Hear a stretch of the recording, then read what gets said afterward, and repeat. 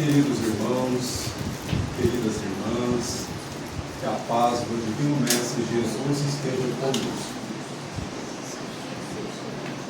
É muito bom estar entre amigos e entre amigas, irmãos e irmãs de doutrina, para que nós possamos fazer algumas reflexões a respeito dos ensinamentos de Jesus à luz do Espiritismo.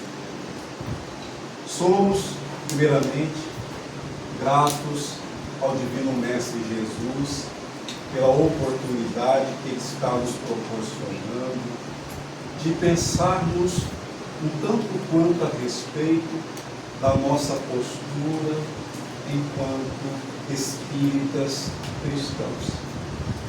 Depois de termos tido o privilégio de ouvirmos o nosso irmão Alexandre Landim, que com muita propriedade e inspirado falou a respeito da parábola do bom samaritano, nós percebemos aí algumas perspectivas muito interessantes e até fascinantes, que todos nós, de alguma forma, poderemos aplicar em nossa maneira de ser e de viver. O eixo central do nosso simpósio, como já foi dito, é amai-vos e instruí-vos. E quando se fala em caridade, conforme tão bem o nosso irmão desenvolveu a análise da parábola, e como ele bem disse, não teve tempo hábil para falar de toda a extensão filosófica e até mesmo científica que nós podemos aprender naquela parábola, eu quero convidá-los e convidá-las para que nós possamos falar a respeito da divulgação do Espiritismo. Emmanuel disse através do apóstolo da mediunidade Francisco Cândido Xavier: a maior caridade que podemos fazer pela doutrina espírita é a sua divulgação. E aí eu pergunto, mas cada um responda para si: será que todos nós, em algum momento, somos divulgadores do Espiritismo? Será que nós não estamos divulgando o Espiritismo na família, na sociedade, onde quer que estejamos? Será que nós não estamos propagando os postulados espíritas? E eu peço licença até para comentar respeitosamente, e aqui eu poderia falar dos amigos e amigas, que trabalham na divulgação do Espiritismo, mas nós encontramos uma literatura espírita muito vasta. Vamos voltar no tempo. 18 de abril de 1857, o professor Allan Kardec publicou o livro dos Espíritos. E essa obra, para nós, ela é monumental. E lançou as outras obras que vieram ampliar os ensinamentos dos Espíritos. E deste livro, especificamente, na questão 886, o professor Kardec perguntou: a quem? Aos Espíritos. Que Espíritos? Os mentores da codificação. Qual o verdadeiro sentido da palavra caridade, como entende Jesus? E os luminares da humanidade responderam: benevolência para com todos, indulgência para com as imperfeições alheias e perdão das ofensas. Quando nós refletimos a respeito, nós às vezes até nos sentimos constrangidos. Nós somos benevolentes com todas as pessoas irrestritamente, ou só com aquelas que nos elogiam, que falam bem de nós, que nos tratam com carinho, com gentileza, ou aqueles que às vezes fazem comentários que soam de uma forma estranha aos nossos ouvidos. Ou melhor, alguém fala mal de nós, e aí vem o portador da má notícia, ou portadora, e nos conta. E aí nós recebemos aquela maledicência ou aquela calúnia com humildade, com amor, com paciência, com tolerância, com indulgência, com benevolência, ou nós falamos assim: ah, miserável, você me paga. Eu não farei nada, mas Deus há de vingar-me. Mas nós não somos espíritas. Nosso irmão não acabou de falar para nós a respeito de lermos essas lições e, pelo menos, esforçarmos para aplicá-las à nossa maneira de ser e de viver. Então, eu tenho que trabalhar estes sentimentos. Se caridade é amor, é o amor em ação. E quando nós, que somos adeptos do Espiritismo, temos essas experiências, é a hora de verificarmos se nós realmente estamos praticando aquilo que lemos, aquilo que ouvimos e o que presenciamos. E é óbvio, nós vamos recorrer aqui primeiramente ao Divino Mestre Jesus com seus ensinamentos e depois aos espíritos mais experientes, mais sábios e mais evoluídos. E aqui quero aproveitar também esse momento e pedir a Jesus que abençoe todos aqueles que participam das tarefas espíritas, todos, desde aqueles que trabalham na casa espírita, fazendo os trabalhos mais singelos, até os que estão na frente das tarefas, porque todos nós temos as nossas responsabilidades. Aqui ninguém se coloca na condição de melhor do que o outro. Todos nós somos aprendizes, todos. E nós que temos a ousadia de falarmos em público, e aqui eu vou falar daqueles que eu conheço, né?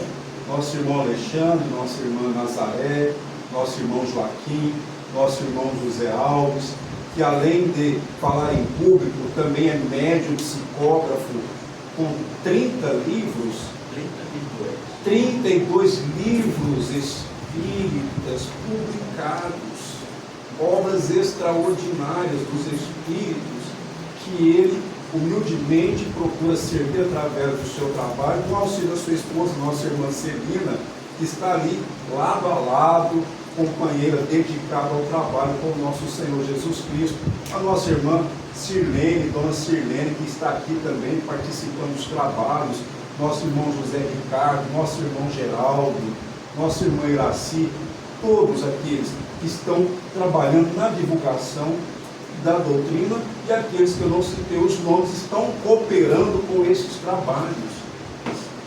Então, cada um de nós que pode dar a sua parcela de contribuição na edificação do reino de Deus.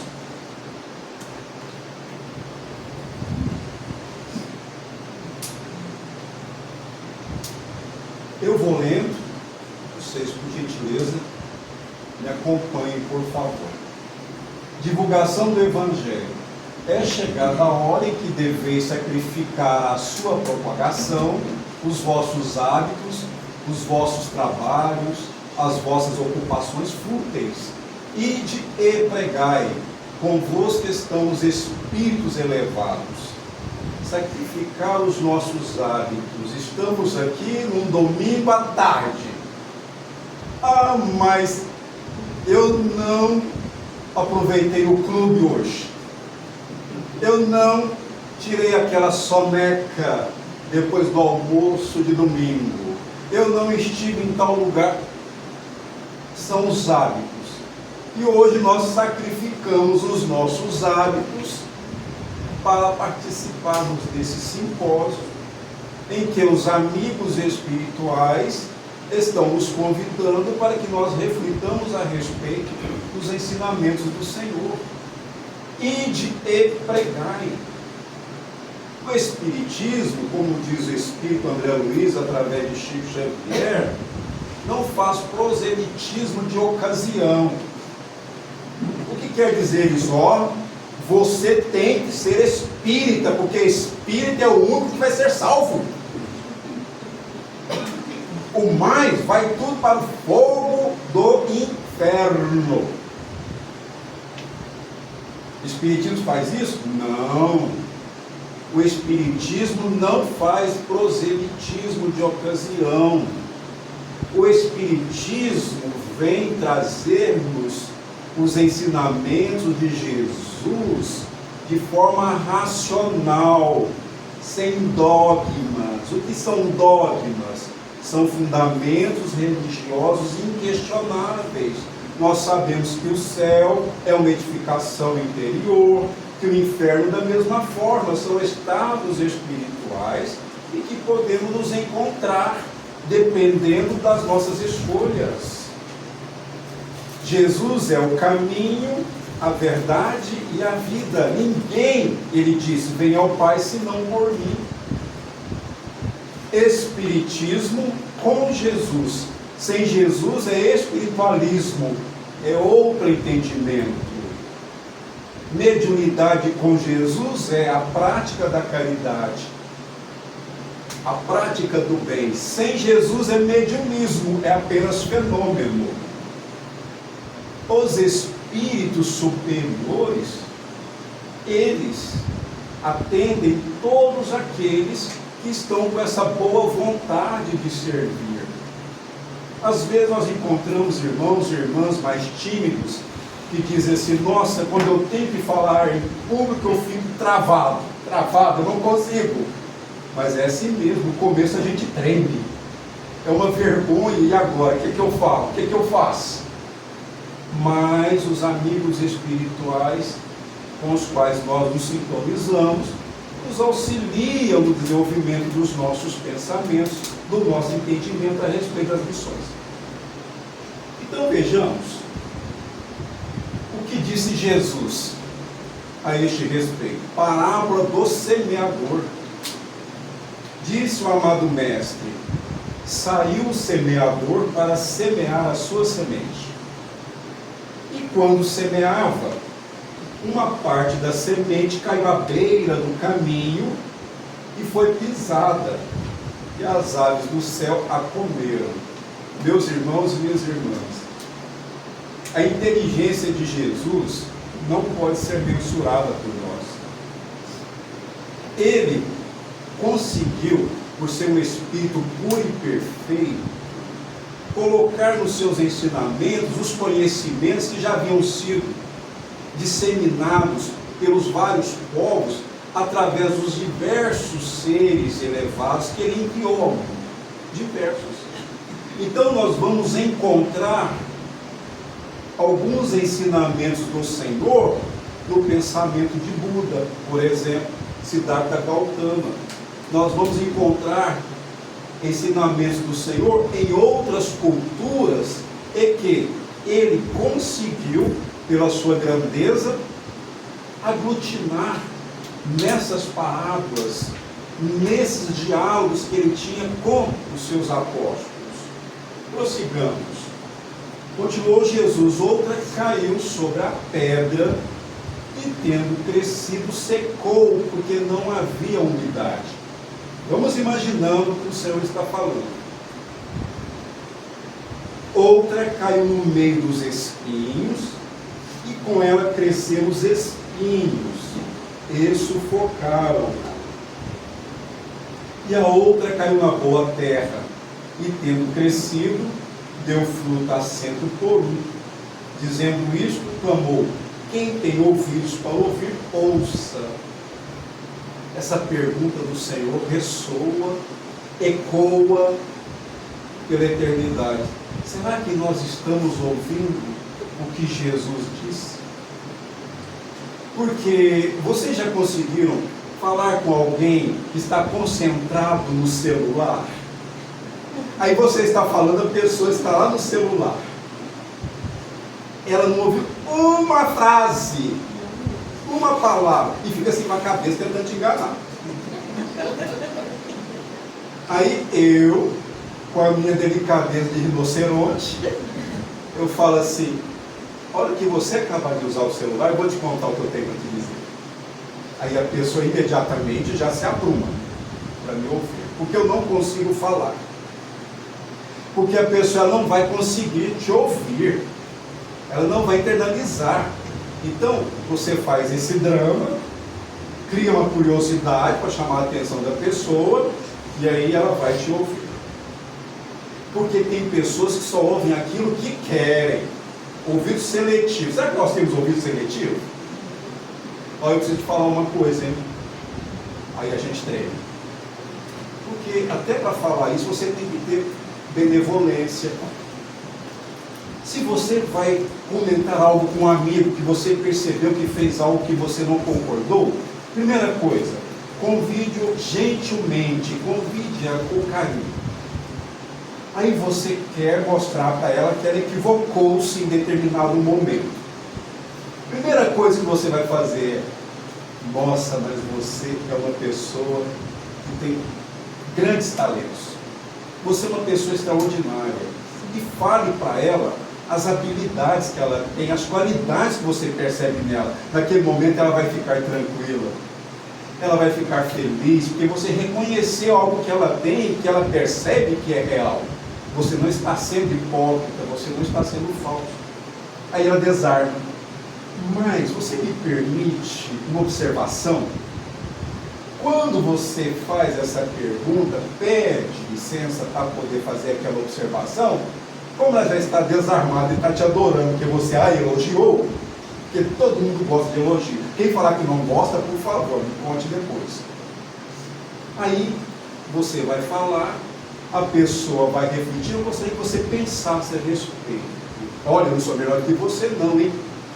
Mesmo que você não seja humilde, disfarce, faça de conta que nós somos.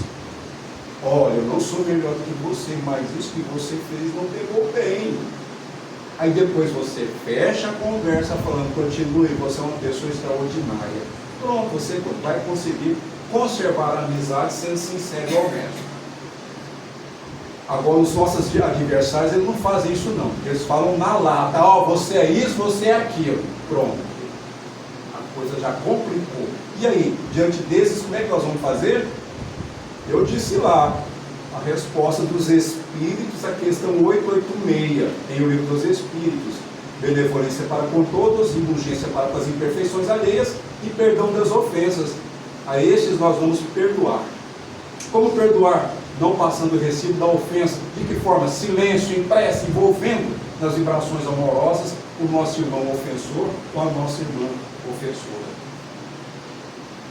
Esta é uma das poucas parábolas, me corrijam os meus amigos, minhas amigas, meus irmãos, que Jesus explicou. Parece-me que foram cerca de 3 parábolas que ele explicou. Essa é uma delas. Porque os discípulos queriam entender o que ele estava dizendo com a palavra do semeador. Então ele disse: a semente é a palavra de Deus. A semente é a palavra de Deus. E aí muitos irmãos e irmãs dizem: mas a Bíblia é a palavra de Deus. Mas nós não estamos falando que ela não é. O Velho Testamento, segundo Emmanuel, em O Livro Consolador, é o fundamento, é a base. Mas com Jesus, aí diz o apóstolo Paulo, já houve uma transformação. Porque se antes, o que não é ensinamento de Deus, que é a lei de Talião, olho por olho, dente por dente, Jesus veio e disse: amai os vossos inimigos, e orai por quem vos persegue, por quem vos calunia. Por isso que ele foi tido como louco, como alguém que contrariava os ensinos dos profetas, principalmente os ensinamentos de Moisés. Porque da lei de Deus é o decálogo, o mais foi legislado por Moisés, que foi realmente um grande profeta à sua época. Disse Jesus: os que estão à beira do caminho são os que têm ouvido. Então vem o diabo e tira a palavra dos seus corações, para que não suceda que crendo sejam salvos. Existem muitos que têm mais medo do diabo do que fé em Deus. Mas que diabo é esse? O que a doutrina espírita fala a respeito de diabo? Sabe quem é o diabo?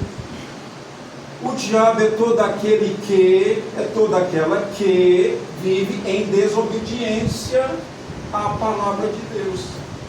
Porque ser obediente é você ficar atento, é você observar, é você analisar, é você examinar e procurar vivenciar o que está sendo preconizado pelo divino profeta das nossas vidas. Então, quando Jesus fala, vem o diabo, nós precisamos buscar o entendimento que todos nós trazemos as nossas heranças psicológicas por conta das existências pregressas, e essas heranças nem sempre são saudáveis, nem sempre são nobres, porque são más tendências, e se nós permitirmos que essas más tendências predominem nossa maneira de ser, o que acontece? Nós somos influenciados não só pelo meio com os quais nós convivemos, mas pela sociedade, e caímos também nos mesmos erros que nós no passado praticamos e que foram causas para que nós passássemos por expiações no porvir. Vejamos. Alguém diz assim: eu não quero voltar mais ao planeta Terra. Se alguém fala isso a mim, eu vou perguntar. E aí, como disse nosso irmão, a maiêutica socrática: e você quer ir para onde, criatura? Eu quero ir para um mundo melhor. Que maravilha, claro, uma conversa de amigos, porque não seria indelicado fazer uma pergunta dessa para quem eu não conheço, porque senão eu vou receber uma resposta que eu não quero. Você já tem credencial de luz para ir para um mundo melhor? Ou seja, você já aprendeu tudo que o planeta Terra pode proporcionar? Então aí, quando eu me referi aos livros psicografados pelo nosso irmão José Alves, lá ele tem obras que falam de espíritos que estão habitando mundos inferiores ao planeta Terra. E espíritos que estão habitando mundos melhores do que o nosso planeta Terra. Porque esse degredo de espíritos para mundos inferiores, ele sempre aconteceu em outros orbes. No nosso planeta Terra, por exemplo, lá no livro A Gênese, do professor Allan Kardec, tem um capítulo da raça adâmica. Espíritos que foram exilados do sistema do cocheiro, lá do mundo de Capela, a Estrela, espíritos de um dos mundos que orbitam essa estrela, que fica 42 anos-luz do planeta Terra, foram exilados para o nosso mundo. Jesus nos recebeu e eles auxiliaram, inclusive, na nossa questão genética, na nossa morfologia, no nosso aprimoramento do corpo espiritual e do corpo físico. E esses espíritos, dizem os mentores, que em sua grande maioria já retornaram para um mundo feliz, para um mundo melhor do que o nosso. Então, para que nós possamos ir para o mundo superior à Terra, nós precisamos ter em nós todos os conhecimentos e a elevação de todos os sentimentos que as nossas experiências neste mundo podem proporcionar. Estou sendo claro, meus irmãos e minhas irmãs? Avancemos. Os que estão sobre a pedra são os que, depois de ouvirem, recebem a palavra com gozo, com alegria, com satisfação. Esses não têm raiz e creem por algum tempo, mas na hora da aprovação voltam atrás. Mas eu vou ao centro, eu não saio da casa espírita. Tem gente que diz assim: por que você não leva sua cama para o centro? Mude para lá. A pessoa está enciumada, porque ela acha que o outro ou a outra está colocando o centro em primeiro lugar. Aliás, se tem alguém aqui que faça isso aqui para nós, não vai espalhar não, hein? Está de parabéns. Sinal que você está dedicado. Então, quando às vezes a pessoa recebe esses ensinamentos e fica entusiasmado, que acontece com o entusiasmo? Às vezes, começar uma obra parece difícil, mas não é tanto quanto está ao nosso olhar aquela dificuldade surgindo quando nós começamos o processo do início de alguma obra. A questão é, quem vai permanecer? Certa feita, Chico Xavier foi procurado em Uberaba por uma senhora que se fazia acompanhar de outras pessoas, que lhe disse que elas haviam fundado uma casa espírita e que ela tinha cerca de 50 médiuns trabalhando na instituição. E como ela faria? Porque ela precisava começar os trabalhos mediúnicos. Chico, nós queremos a sua orientação, o que devemos fazer? Ele disse, minha filha, trabalhe com os que sobrar. Com os que sobrar. Porque esses que recebem os ensinamentos e ficam alegres, vamos ver até quando? Porque existem aqueles que depois de algum tempo, quando surgem dificuldades, como por exemplo doenças, desafios na família, falam, mas eu estou indo no centro e parece que não resolve. Quanto mais eu rezo, mais sobração aparece. Ó, a falta de entendimento.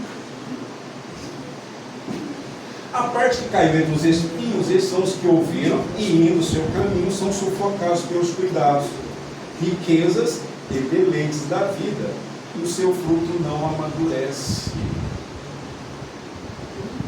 Alguém diz assim, olha, eu vou construir uma casa excepcional, eu quero morar numa mansão.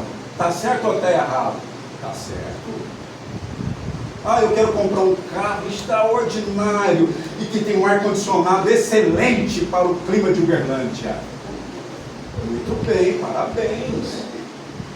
Não tem problema algum. Está errado? De jeito nenhum. Quem falou? E aí recordamos Emmanuel falando que aquele que trabalhou naquele carro de luxo é um operário, é um pai de família. Muitas famílias são mantidas por conta do trabalho na fabricação daquele veículo. Quantos operários na construção de uma casa? E aqueles que venderam os materiais, e aqueles que fizeram os projetos. Vejamos que há aí uma cadeia produtiva onde as pessoas dignamente defenderam o chamado ganha-pão. Então não está errado. O problema é a ambição desmedida, a avareza, e aqui recordando mais uma vez Emmanuel, quando ele fala a respeito do quadro material da terra, ele diz assim, não foi formado pela vontade do Altíssimo, ele é fruto da mente humana, desvairada pela ambição e pelo egoísmo. Então, às vezes, nós pensamos assim, olha, eu poderia fazer mais. Mas, com certeza, quando nós pensamos é porque nós podemos. E aqui caiu na boa terra, deu fruto, à razão de 100, de 60 e de 30 grãos por semente. Então, a terra aqui, ou as terras, os solos, representam cada um de nós. Cada um de nós. Às vezes alguém diz assim, nossa, mas eu sofro tanta tentação. Aí recordamos o apóstolo Paulo, ainda trago um espinho na carne. O que será isso, hein? Então às vezes nós somos esses solos, onde trazemos esses espinhos, as nossas fragilidades morais, as nossas fraquezas. Se serve de consolação, todos seremos tentados do berço ao túmulo. Tá bom assim? Todos seremos tentados. Então precisamos orar e vigiar, foi o que o Divino Mestre Jesus disse. Mas existem aqueles que recebem os ensinamentos de Deus, essa semente, que é a palavra de Deus, e produzem, mas produzem de acordo com a capacidade, de acordo com a sua evolução. Não adianta alguém falar assim, a partir de hoje eu serei São Francisco de Assis. Tudo que eu tenho, eu vou dar para os pobres. Vou ser humilde. E aí coloca uma roupa bem simples. Mas São Francisco de Assis colocou uma roupa mais assim, era um trapo, mas era lindo. Trapo no sentido de simples.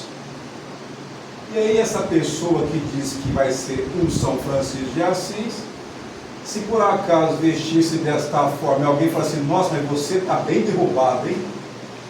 E a pessoa naquele momento fala assim, derrubado vai ficar em você. Aí pronto. Olha, cadê o primeiro exemplo de São Francisco de Assis? Humildade, desinteresse, como disse o nosso irmão Alexandre, abnegação, devotamento. Não, então eu quero ser igual Madre Teresa de Calcutá. Porque às vezes nós lemos as histórias desses espíritos elevados e ficamos encantados com tanta bondade. Mas, meus irmãos, minhas irmãs, será que eles se tornaram superiores desta forma? Essas terras boas, que as sementes germinaram por 100 de um dia para o outro, de uma encarnação para outra? Não. Então nós estamos aqui justamente buscando um dia produzirmos tanto quanto eles. E todos nós aqui temos essas potências espirituais que podem ser desenvolvidas. Todos nós temos. E aí, peço licença para perguntar, quem quer divulgar o Evangelho e o Espiritismo, levante a mão. Opa, graças a Deus, que maravilha, que coisa mais boa. Olha que bom saber que tem outros irmãos e irmãs interessados. Então, nós buscamos aqui alguns ensinamentos do Espírito André Luiz, do livro Conduta Espírita, na lição Na Tribuna. Então ele vem dando algumas dicas para quem quer falar em público, mas também até mesmo numa conversa informal. Porque às vezes nós somos convidados para irmos a um almoço, uma confraternização, e as pessoas estão nos observando, hein? Diz assim, cara espírita. Aliás, eu quero voltar aqui, eu quero voltar. Tem gente de lá e gente de cá. Nossa, minha irmã Sirlene lá, nossa irmã Sirlene, tem gente de lá e de cá que está nos observando. Certa feita, o nosso irmão Alonso Dudu, comentando lá em Belo Horizonte, ele é juiz em Contagem, era juiz em Contagem, ele estava com o filho dele dirigindo para um das ruas de Belo Horizonte. Vocês sabem que o trânsito em Belo Horizonte é intenso. E de repente o motorista fez uma manobra na frente dele, ultrapassou de tal forma que ele teve que diminuir a velocidade do carro dele, ele ficou muito nervoso. E ele falou que imediatamente ele já procurou sair de trás daquele carro, ficar do lado para poder falar desaforos para o motorista. E o filho dele falou assim, pai, o que você vai fazer? E se esse motorista for um daqueles que assiste a sua palestra? Ele já estava abrindo o vidro e voltou a fechar o vidro. Você é aquele que estava lá naquela casa espírita, falando aquilo? Pronto, e aí? Porque nas reuniões de desobsessão, os espíritos dizem para nós, não é? Você pensa que eu não te segui? Eu vi que você fez no verão passado. Para decidir para nós. E aí não adianta, porque já viu, né? Prossigamos. Palestrar com naturalidade, governando as próprias emoções, sem azedume, sem nervosismo e sem momícios, fugindo de pressionar mais que o tempo indicado no horário previsto. Então, se alguém fala assim, mas eu tenho que fazer um curso de oratória? Não, quem falou que você precisa fazer curso de oratória? Aqueles 72 discípulos que Jesus disse, ide pregar, eles não fizeram curso de oratória, não. Eles conheciam o Evangelho menos do que nós conhecemos hoje, menos do que nós conhecemos hoje. mas é que Jesus falou antes para eles que o Espírito Santo estaria com eles, que as línguas de fogo desceriam sobre suas cabeças. O que simboliza para nós a língua de fogo? O Espírito, não é? Quando nós estamos falando, quando nós estamos inspirados, quando buscamos em Jesus esses argumentos, nós recebemos as inspirações dos Espíritos superiores. Então, para falar em público, ninguém precisa ser professor, ninguém precisa ter formação acadêmica superior. Não baste estudar o Evangelho, estudar o Espiritismo, ter amor, ter humildade, fazer com boa vontade. Aqui ninguém pediu o nosso currículo por vaidade, mas foi por apresentação, porque às vezes as pessoas não nos conhecem, às vezes ficam se perguntando de onde é, quem é. E quando se fala de idade, então as pessoas não gostam de falar a própria idade. Não sei porquê, ninguém gosta de falar que tem tantos anos de idade. Será que é vaidade? Ou não? Ou vaidoso? Vaidade. Vaidoso. A palavra revela o equilíbrio, por isso que André Luiz diz, o Espírito. Então, se eu quero levar para as pessoas uma mensagem de humildade, eu devo transmitir essa humildade na minha maneira de me apresentar, na forma de falar, nos meus sentimentos, nos meus pensamentos. Não estamos falando aqui de roupa, não estamos falando aqui de barba, não estamos falando de cabelo cortado, de uma roupa bonita. Não é disso que nós estamos falando. Nós estamos falando da apresentação da mensagem. Calar qualquer propósito de destaque, silenciando exibições de conhecimentos e ajustar-se à inspiração superior. Mas permitam-me concluir essa frase, comentando as lições sem fugir ao assunto em pauta, usando simplicidade e precatando-se contra a formação da dúvida dos ouvintes. E aí estou falando aqui com os senhores e com as senhoras sobre divulgar a doutrina espírita. De repente eu falo assim: meus irmãos, minhas irmãs, o átomo, sabem quantos átomos tem num grão de areia? 1 quintilhão de átomos. O que é 1 quintilhão de átomos representado numericamente? É o número 1, seguido de 18 zeros. Tem alguma importância isso para nós agora? Alguém aqui está interessado em saber que o núcleo do átomo é cerca de 100 mil vezes menor do que o corpo do átomo? Alguém está preocupado com as partículas subatômicas aqui? Alguém quer saber quais são as funções de cada célula, de cada órgão do corpo humano? É esse o objeto do nosso estudo hoje? Não. Nós não estamos preocupados com isso, não. Nós queremos saber agora como é que nós estamos sendo receptivos aos ensinamentos de Jesus. Cada pregação deve harmonizar-se com o entendimento do auditório. Então, às vezes, nós numa conversa informal, por exemplo, e aqui não estamos falando apenas de quem ocupa a tribuna espírita, mas conversando com frequentadores da casa, às vezes a pessoa fala perispírito, mas se a pessoa nunca ouviu falar em perispírito, ela vai entender o que nós estamos falando. Por exemplo, existem irmãos nossos que confundem corpo vital com corpo perispírito, ou corpo perispiritual. São distintos, mas esse não é o objeto do nosso estudo.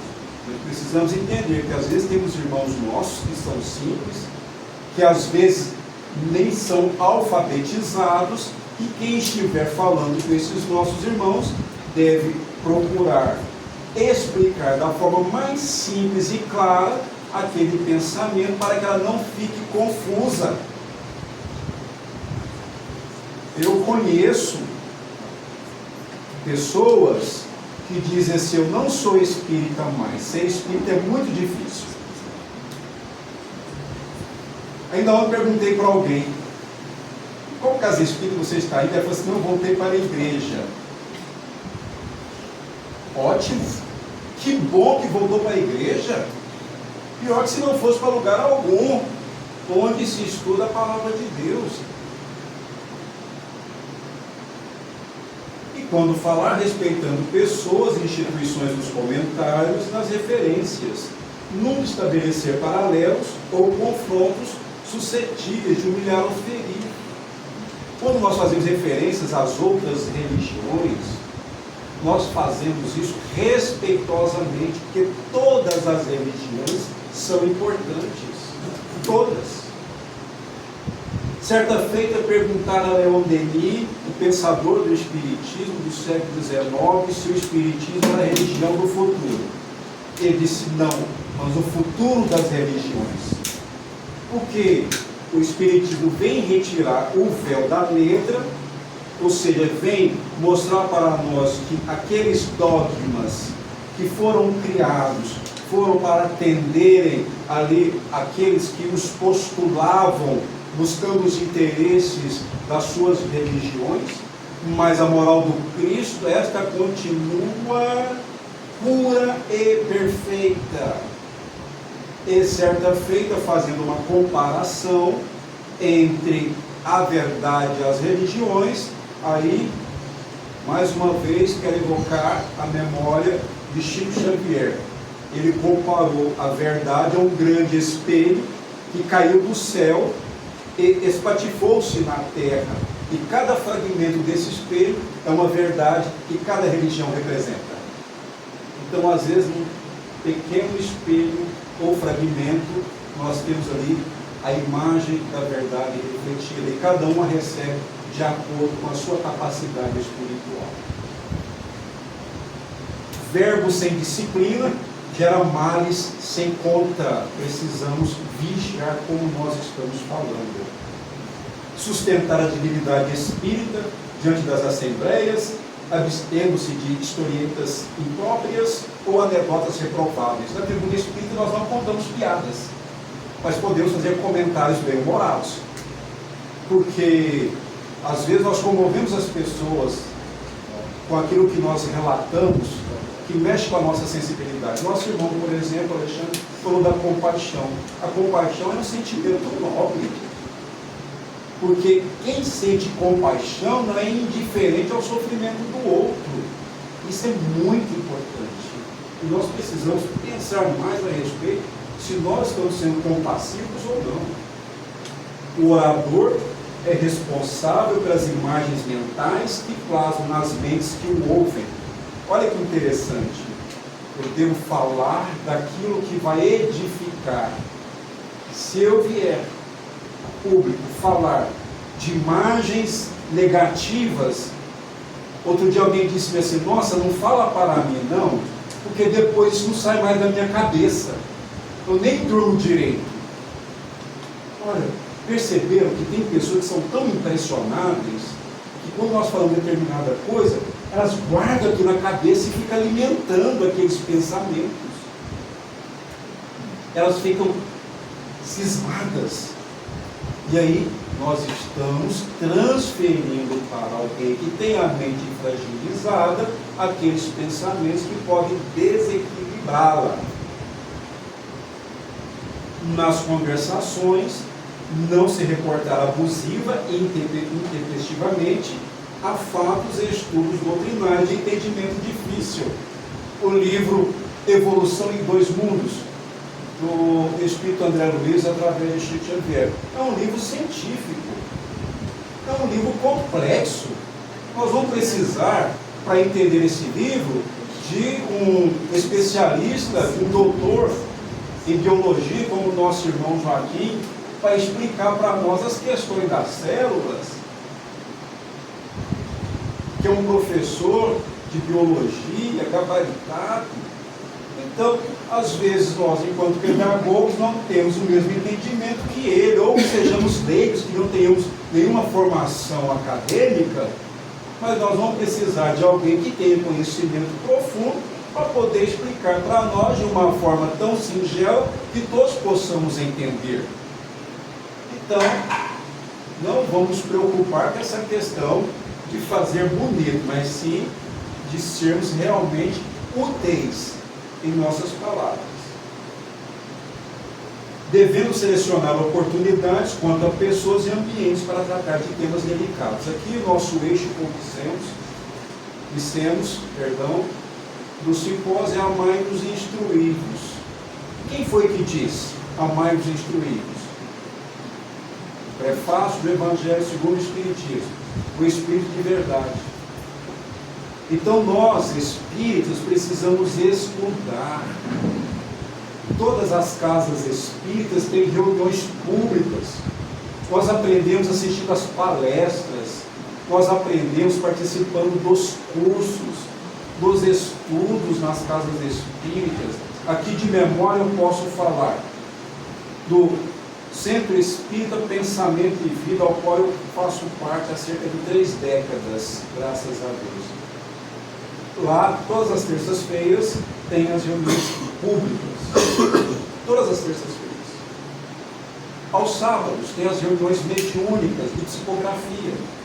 Aos domingos, tem as reuniões de desobsessão. Não é isso? E temos também a evangelização da infância. Aqui, na Casa Servo de Jesus e Maria, nós temos, todas as terças-feiras, reuniões públicas com palestras. Após as palestras, tem os passes magnéticos e o estudo de uma das obras do professor Allan Kardec. Na quarta-feira tem atendimento espiritual, na sexta-feira tem atendimento espiritual. Na ICAM, aqui representada pelos nossos irmãos Celina e José Alves, tem o trabalho de psicografia do nosso irmão, que não só psicografa esses livros extraordinários, que eu não tenho uma relação aqui, mas se eu tivesse, aproveitaria a oportunidade para falar para os senhores e para as senhoras, mas depois, se o senhor José quiser tomar a palavra para falar para nós de como acessar o site para poder depois saber desses livros, fique à vontade, meu irmão, mas são livros que trazem lições muito consoladoras, esclarecedoras, e ele também psicografa cartas consoladoras. Cartas, como eu tive a oportunidade na última quinta-feira de uma irmã que estava com a sua família participando dos trabalhos lá na ICAM. ICAM é a sigla Instituição Cristã de Assistência Material e Espiritual. Ela recebeu uma carta psicografada da mãe. Estava feliz da vida, porque recebeu uma carta de alguém que já desencarnou há alguns anos atrás. E lá também tem o ESD, que é o Estudo Sistematizado da Doutrina Espírita. Então, se você está sabendo de uma casa espírita que tem esses estudos, que tem esses trabalhos abertos ao público, participe também. Lá no Luz e Caridade, tem também as palestras públicas, tem os estudos, tem orientação psicológica com um doutor em psicologia, tem outros trabalhos lá que as pessoas podem participar de grupos de estudos, enfim, todas as casas espíritas têm essas frentes de trabalho, onde nós podemos aprender, que é a instrução, e amar, que é através das tarefas assistenciais, dentro da casa e fora dela. Não é fantástico, meus irmãos e minhas irmãs? É o que Jesus espera de nós. E cada um dentro da sua condição. Cada um vai fazer aquilo que tem a capacidade de realizar para um semelhante. Então, meus irmãos e minhas irmãs, vamos pensar a respeito do que nós podemos fazer onde nós estivermos. E aqui, para finalizar, a irreflexão é também falta de caridade. Nós devemos sair da casa espírita com um ânimo forte, renovado. Eu quero ser melhor, eu quero fazer mais, eu quero doar mais de mim. E para concluir, vamos ver aqui que tipo de solo nós estamos sendo. Se é pedregoso, espinhoso, o que mais? ou solo fértil? O ruim nós vamos deixar para lá. Como é que está o nosso nível de paciência? Nós estamos conversando com alguém e a pessoa fala algo para nós e nós não ouvimos bem. Aí nós perguntamos: o que você falou? E a pessoa já grita: você não ouviu não, surdo? Isso na segunda vez. Mas o que eu vou fazer, meu irmão, para ter mais paciência? Exercício.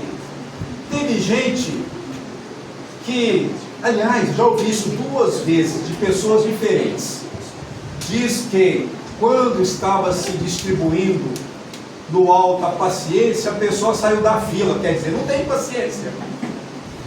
E aí ela vai ter que aprender a ter paciência, que vai chegar um dia que ela estará numa condição que ela vai depender dos outros. Não estou desejando. Aí já tem alguém pensando: está rogando praga. Não, eu estou falando o que pode acontecer. Então, ter paciência. Olha aqui um teste para fechar. Aí cada um vai pensar se é terra boa, espinhosa ou pedregosa. Eu, você, nós respondemos a mesma pergunta 5 vezes, sem perder o tom e sem perder a paciência. Parabéns! Todos conseguimos fazer isso. Respondemos a mesma pergunta 5 vezes, no mesmo tom, com a mesma tranquilidade, a mesma calma da primeira vez. Não é maravilhoso? Não posso não. Parabéns a todos, muito obrigado. Que Jesus nos abençoe e que sejamos essa terra boa, para que a semente germine e que um dia nós possamos falar, parafraseando o apóstolo Paulo: já não sou eu quem vive, mas é o Cristo que vive em mim. Gratidão, meus irmãos.